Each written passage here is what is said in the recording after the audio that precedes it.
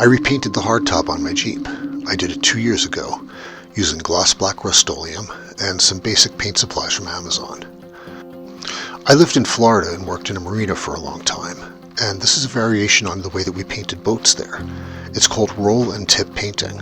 However, I have to say a Jeep top is a lot easier than a boat. You don't have to do very much tipping at all. It's really just rolling it out. This is while it's still wet, and you can see it's extremely glossy. After it dried, it was still very glossy. You can see my reflection in there. But that initial super gloss kind of wore off in the first week or two, and it's settled into a really nice sheen. It's not too glossy at all, and it's actually less glossy than the 20-year-old paint on my Jeep.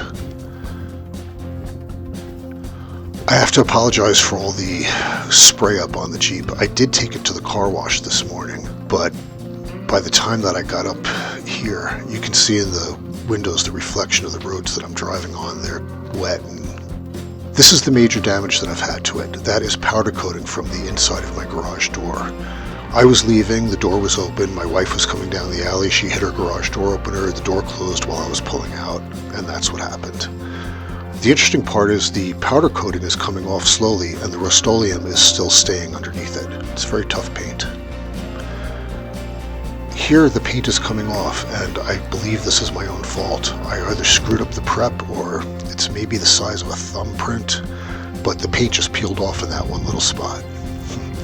Anywhere that I didn't hit anything and didn't screw up the prep, the paint is wearing like iron.